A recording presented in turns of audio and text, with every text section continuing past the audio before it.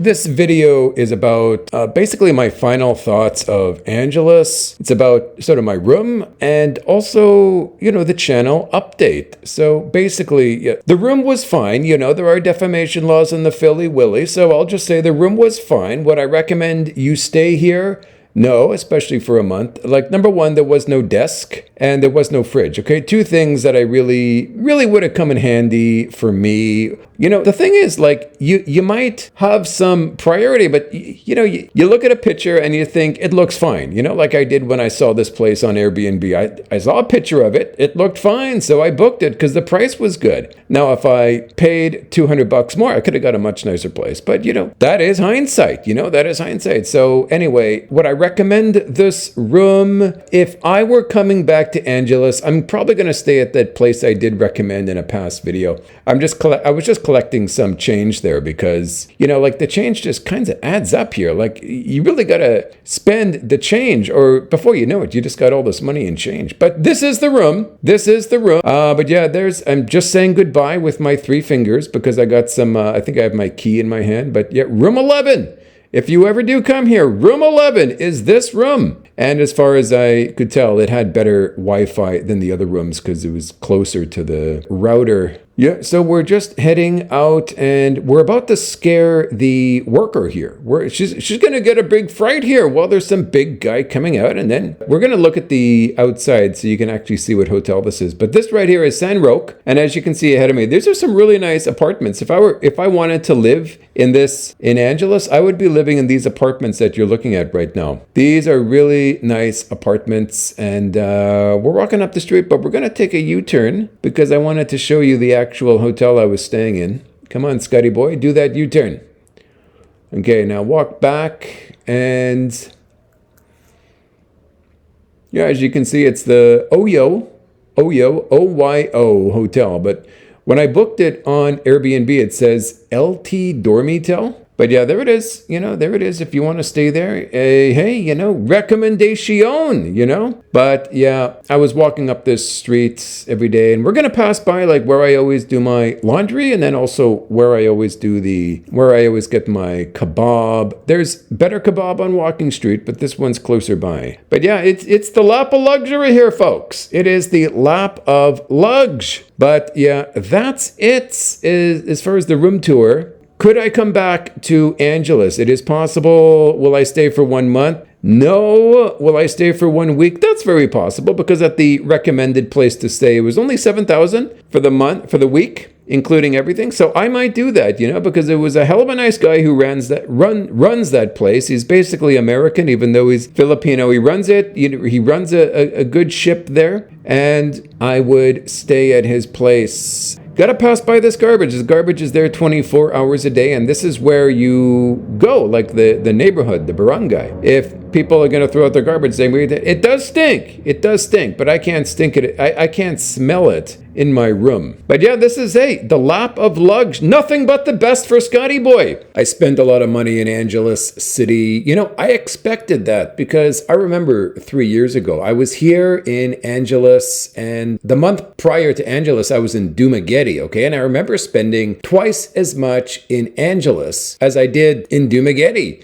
Duma was cheap and a simple place to live, but the utilities suck. It sucks there in Dumaguete. I mean, I remember how many times I wake up, have a shower, and the freaking water's not even working. It sucks there. I can't stand living in Dumaguete. Anyway, so my time in Angelus, it is done. 1 month here in Angelus, and although I made a $1,000 a month budget video, that was kind of excluding the externalities that came up for enjoyment. And I was just saying that you could very well live on $1,000 a month because some people, they don't have a choice. So I want to give them that choice. Comments I always get after a budget video, it's like, what about medical insurance? What about this or that? And some are valid points, like needing a phone load, The thing with medical insurance is like, what price am I supposed to say? Personally, I don't use medical insurance, I don't have it, I don't want it, but like $1,000 a month. It's just a starting point. You have to figure out and customize it from there. There is no like one budget fits all, but it's good. Like what I want to put out there is like a budget that you can work with. Not a budget that's yours. You just work with what I give you here. Anyway, like,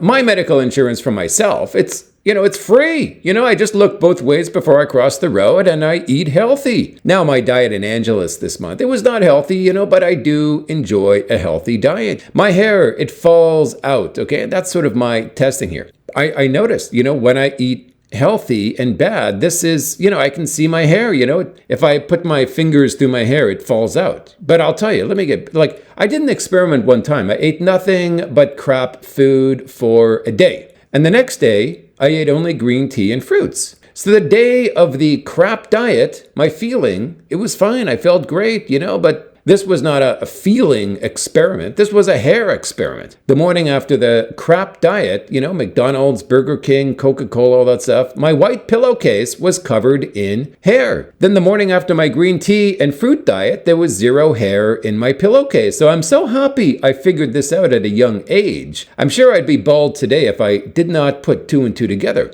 I learned a valuable lesson. It's the food you eat that affects your body. It's the food you eat that is the root cause of needing medicine, AKA, your freaking health insurance, needing surgery, all your health needs. Mostly like high blood pressure, diabetes, whatever. Fasting can cure it. Just learn about fasting if you're up to it, I mean, you got to follow your own heart. Some people just aren't up to it. And what can it cure, And don't knock it. Don't knock fasting until you try it. If you do knock natural therapy, and I'm going to get into this, it's because you've been brainwashed by the medical industrial complex. I mean, the way most people think is, I'm going to stuff my face with Krispy Kreme and TV dinners for 20 years and be surprised when I get diabetes. And then have a doctor who's more than happy to sell me, God knows what from the pharmacy to lower my blood pressure or lower my whatever. When I was young, I always had eczema, on my hands and face especially. But for, I dealt with this for 18 years and my doctor gave me everything in the book to cure it. It's the medical book. But then I was 18 years old and my cousin recommended a naturopathic doctor. I go visit this doctor and he gave me some tests and said, stop drinking milk.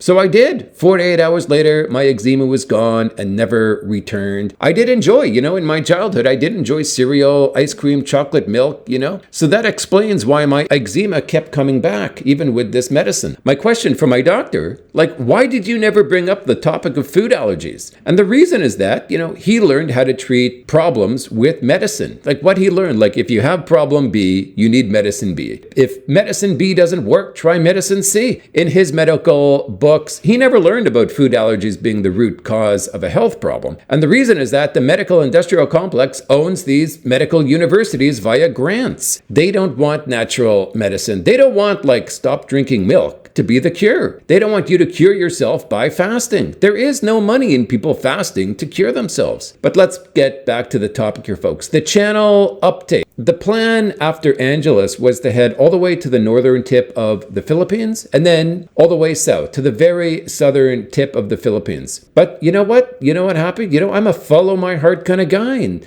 my heart's number one. You got to follow your heart. And my heart just wasn't feeling this trip. So I asked my heart, what is it you want? My heart said, Samar and Leyte. So that's what I'm going to do. I'm getting a bus to Samar and I'm going to travel town to town in Samar and Leyte. On top of that, I'm going to change the channel name. I kind of know what the name is going to be, the new name. I know what it's going to be, but I don't want to say it here because, undoubtedly some nice guy is going to make that name for himself just to bug me. But a name change is necessary for the content that's coming.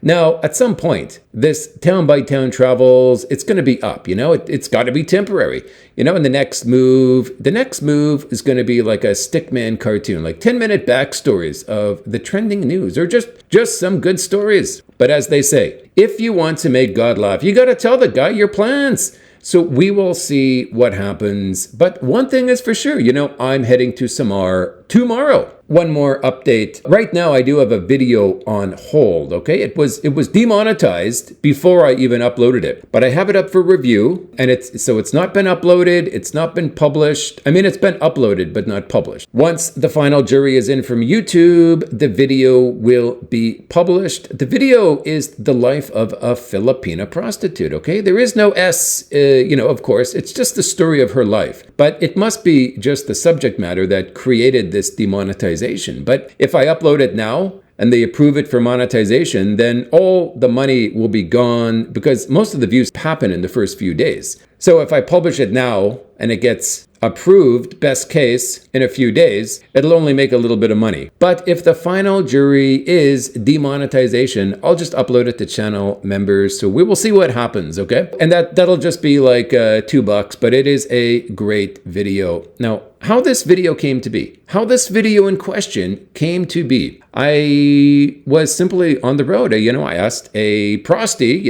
who was working the streets near Walking Street if I could make a video of her life. And she said, okay. And so we went to her room. Her parents were there. Her kids from different customers were there. And there was a squatter area. And we talked and I learned about her life, her childhood, her environment, how she ended up doing what it is that she's doing. And it kind of reminds me of the Bing story, as it's just kind of the same, template of a story that a lot of these girls go through who we see walking the streets here. We see them here. We see them walking the streets. We don't know their life story and how they ended up there. And some people don't care. And for some people, it's interesting. For me, it's interesting. Anyway, either monetized or demonetized. That video will be out soon. Maybe just for channel members. I'm not sure. I'm heading south tomorrow morning and we will see each other very soon, but from a different location. It should be very fun traveling Samar with my camera. Until then, my good friends, adios, and I will see you on the very next Vitorino.